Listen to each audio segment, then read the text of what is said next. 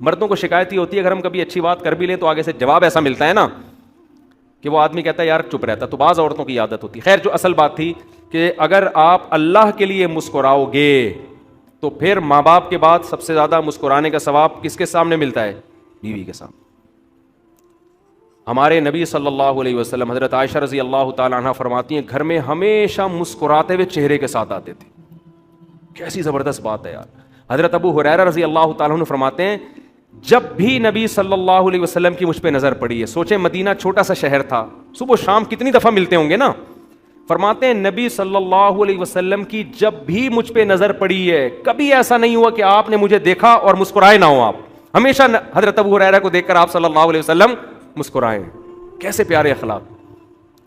تو اس لیے اللہ کے لیے مسکرانا بھی کیا ہے, بولو ثواب. تو اس کے بعد بھائی بہن ہیں, ان کا رشتہ قریبی ہوتا ہے. سالہ آ گیا کبھی مسکرا اس کو دیکھ کے دل نہیں چاہ رہا آپ کا, اچھا جتنا دل نہیں چاہے گا نا اتنا مسکرانے میں ثواب زیادہ ہوگا. تو آپ کے سالے آ گئے, آپ کا بالکل بھی دل نہیں چاہ رہا, ساس آ کے بیٹھ گئیں, جا ہی نہیں رہی ہیں, ٹھیک ہے نا, آپ کا بالکل بھی دل نہیں کر رہا. اب یہاں آپ جتنے دانت دکھائیں گے ہر دانت پہ آپ کو نیکی ملے گی. تو کہاں سے کہاں بات چلی گئی. تو میں اصل بات یہ کر رہا تھا کہ قرآن کہہ رہا ہے یومئذ تعرضون, جس دن تم اللہ کے سامنے پیش کیے جاؤ گے, فامنکم خافیہ, کوئی چیز چھپی ہوئی نہیں ہوگی. اتنی نیکیاں بھی میزان ملا کے اللہ تعالیٰ رکھے گا. ذرا سی برائی, مسکراہٹ کا الٹ کیا ہوتا ہے, پیشانی پہ لکیریں لانا, یہ مسکراہٹ کی کیا ہے, اگینسٹ.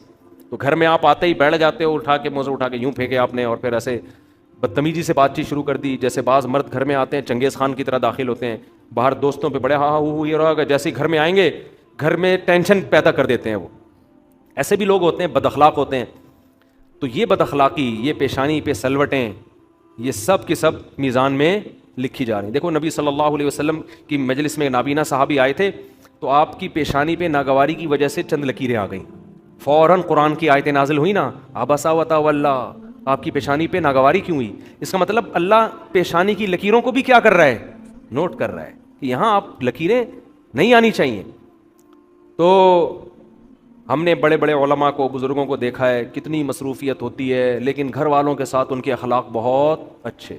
اور دنیا پرست آدمی کیا کرتا ہے, دوستوں میں تو بہت انجوائے کرے گا, اور دوستوں میں بھی وہ نہیں کو جس سے کچھ مالی فائدے کی امید ہو. جہاں فائدے کی امید نہیں ہے وہاں دوست بھی 2 ٹکے کا نہیں رہتا.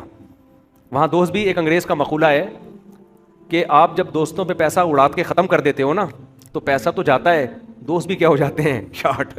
جنہی دوستوں کو کھلا کے اڑائی ہیں نا دعوتیں, تو آپ یہ سمجھتے ہو ان سے دوستی مضبوط ہو رہی ہے, تو پیسہ بھی گیا اور دوستی بھی گئی.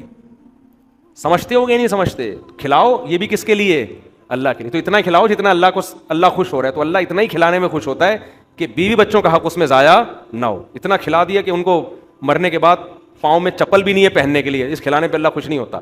کل ایک خاتون نے پوچھا تھا نا کہ میرے شوہر میری بہن سے اتنے فری ہو گئے ہیں. میں نے پہلے تو حل کر لیا اس کو کہ بھائی چلو رشتہ داری ہے, بہنیں میری اچھے اخلاق کے ہیں, لیکن اب مجھے شک ہونے لگا ہے کہ یار یہ کیا ہو رہا ہے بھائی. اب اس کے دل میں خیال آ رہے ہیں بہن بھی فری ہو رہی ہے, بہنوں ہی سے بڑے فری ہو کے کہنے شاپنگ کرنے چلے گئے ایک دن.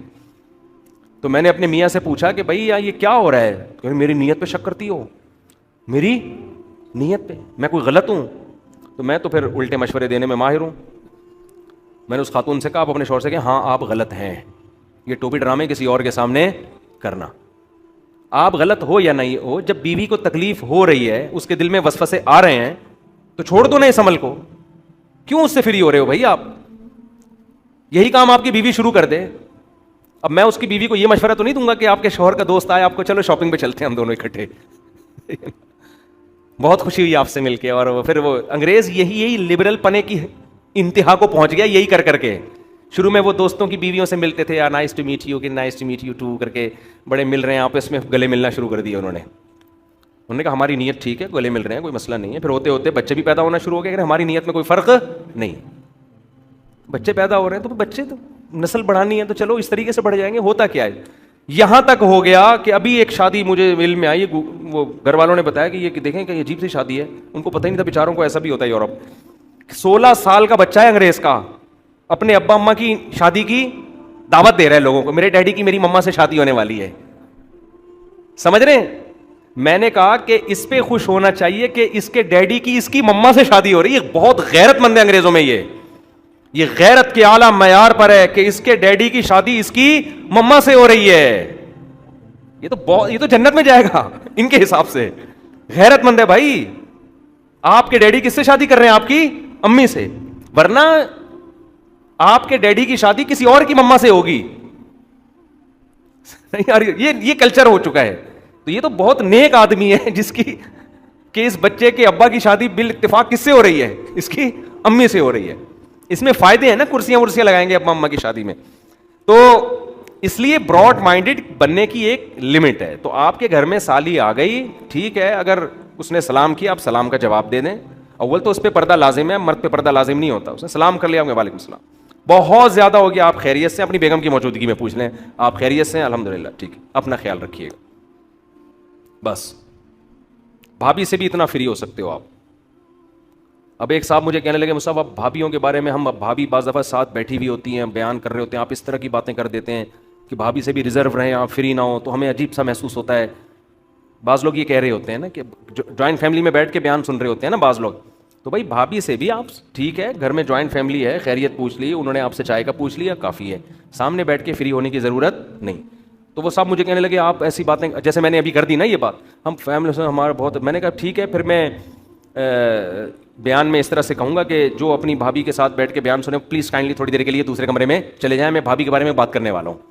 جب بھی کسی پہ اعتراض کریں نا تو پہلے سوچ لیا کریں کہ اس کا آلٹرنیٹ ہم مفتی صاحب کو پہلے سے کوئی بتائیں, یا یہ مفتی صاحب یہ مسئلہ ہی بتانا چھوڑ دیں. کوئی آلٹرنیٹ ہو تو بتائیں, نہیں ہے تو پھر چپ کر کے سن لیا کریں. ہمارے یہاں بس یہ جو اعتراض آئے پارسل کر دو, سوچتے ہی نہیں ہے کہ اگلا کے پاس اس کے علاوہ کوئی آپشن نہیں ہے. تو میں یہ کر رہا تھا جہاں مسکرانا افضل ہے تو اب آپ کیا کرو گے؟ اللہ کے لیے.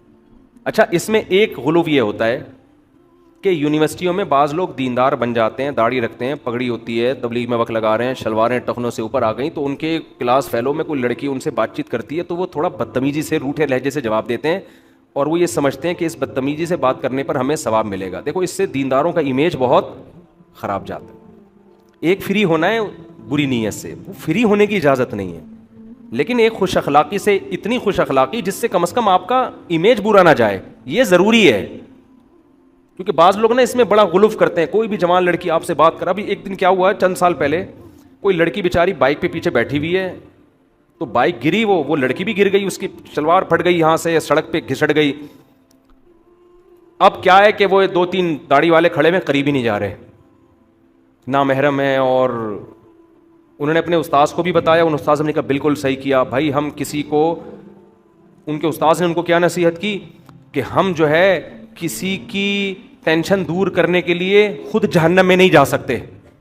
یعنی اس لڑکی کو آپ اٹھاتے, نامحرم کے جسم پہ ہاتھ لگتا تو وہ تو بچ جاتی ٹینشن سے, ظاہر ہے وہ بیچاری سڑک پہ پڑی ہوئی, لیکن تم کہاں جاتے؟ جہنم میں. میں نے کہا ایسا نہیں ہے بھائی, وہ ایک لڑکی چاہے وہ جوان ہو چاہے وہ بوڑھی ہو, جو بھی ہے سڑک پہ پڑی ہوئی ہے تو اس کو اٹھا کے بٹھانا ہے, اس کو کپڑا پہنانا ہے, اس کو ایمبولینس میں ڈالنا ہے. اب یہ تھوڑی کہ وہاں محرموں کا انتظار کیا جائے گا, جی اس کے حضرات ایک خاتون ہیں, یہ آئی ڈی کارڈ نمبر ہے, جو محرم مارکیٹ میں اویلیبل ہیں وہ آ جائیں اس کو اٹھانے. یہ تو بیوقوفوں والی حرکتیں ہیں نا. یہ سب باتیں کرنی پڑتی ہیں کہ اعتدال نہیں ہے نا, بات کا مطلب نہیں سمجھتے, غلوف کا شکار ہو جاتے ہیں. تو وہاں تو آپ اٹھاؤ اللہ کے بندو اس کو.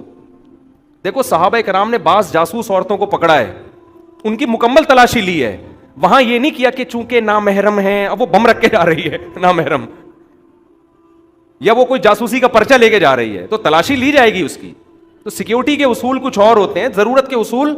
ڈاکٹر ہے وہ آپریشن ہی نہیں کر رہا کہ نامحرم ہے, ابے بھائی مر رہی ہے, پیٹ پھاڑ اس کا, کاٹ اس کا پیٹ, یا اس کا جناب ہارٹ اٹیک ہو رہا ہے. اب محرم کا تھوڑی لیڈی ڈاکٹر کے جی اس کے جو کوئی محرم ڈاکٹر چاہیے اس کے لیے. اس کے چچا فون کر کے پوچھو, چچا نے میڈیکل کالج سے بھی ایگزام پاس کر لیا کہ نہیں کر لیا ہے. جان بچانا ہے تو جیسے تیسے ممکن ہو.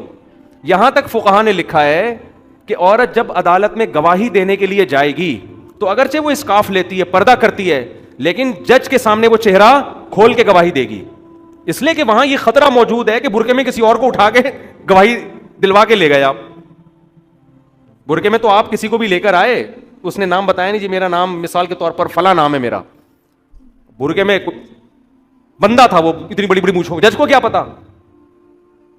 تو اس لیے فقہاء نے بیان کیا عورت جب عدالت میں گواہی دے گی تو جج اس کے چہرے کو دیکھے گا تاکہ کنفیوژن نہ ہو. تو جہاں ضرورت کا موقع ہے, جیسے نکاح ہوتا ہے, بعض لڑکیاں مجمع میں اپنا نام نہیں لیتی, نہ لوگ نام لیتے ہیں, یہ کہہ دیتے ہیں فلاں کی وائف, فلاں کی بیٹی, اس طرح. لیکن نکاح پڑھاتے ہوئے قاضی لڑکی کا نام لیتا ہے کہ نہیں لیتا؟ اس لیے کہ یہاں اگر کوئی خاتون کہے, دلہن کہے جی میرا نام مجمع میں نہیں لیجیے گا, مردوں کی موجودگی میں مجھے میرا, آپ یہ کہہ دیجیے کہ فلاں کی بیٹی کا نکاح ہو رہا ہے فلاں سے. بعض خواتین میں اتنی حیا ہوتی ہے, وہ نہیں چاہتی کہ ہمارا نام مردوں کے سامنے اناؤنس ہو. ہوتا ہے بعض جگہ, تبھی دیکھیں نا قرآن نے بھی عورتوں کا نام نہیں لیا کہیں بھی. حضرت مریم کا نام لیا وہ ایک حکمت سے, ورنہ قرآن جہاں عورت کا تذکرہ کرتا ہے کبھی نوح کی بیوی, لوط علیہ السلام کی بیوی, حتیٰ کہ فرعون کی بیوی, فرعون کی زوجہ کا نام آیا تو نام نہیں لیا بلکہ فرعون کی بیوی. تو قرآن جہاں بھی عورت کا نام نہیں لیتا. اس سے پتہ چلتا ہے کہ خام خامے مجمع میں عورت کا نام لینا حلال حرام کا مسئلہ نہیں ہے, لیکن ایک جن عورتوں کی طبیعت میں حیا زیادہ ہوتی ہے وہ اس بات کو پسند نہیں کرتی. اس کا حلال حرام سے تعلق نہیں ہے, لیکن پسند نہیں کرتی. وہ لوگ بھی اپنی بیٹیوں کا نام مجمع میں لینا پسند نہیں کرتے, بس یہ کہتے ہیں کہ میری بچی, اتنا کہہ دیں گے. لیکن نکاح میں ایسا نہیں ہے کہ آپ کہیں فلانی کی بیٹی کا, میں نے اس سے آپ سے کی بات نہیں کر رہا, یہ ہاں قبول ہے نہ بول دیں یار, بیٹھے ہوئے بولے ابھی میں کہتا ہے کیا کہنا فوراً قبول ہے, ایسے بول دیتے. تو فلانی کی بیٹی کا آپ سے نکاح کیا, کسی سے بول دے آدمی, ایسا نہیں ہے. فقہا کہتے ہیں پورا پورا نام لیا جائے. کنفیوژن پیدا نہ کرو. ادب ایک حد تک اچھا لگتا ہے, حیا ایک حد تک اچھی لگتی ہے. جہاں حیا کی وجہ سے کنفیوژن ہو رہی ہے, بڑے مسائل پیدا ہو رہے ہیں, وہاں حیا نہیں بھائی, وہاں سیدھا سیدھا نام. پتہ چلا وہ بیٹی سے نکاح کر دیا, اب دولہا کہہ رہا ہے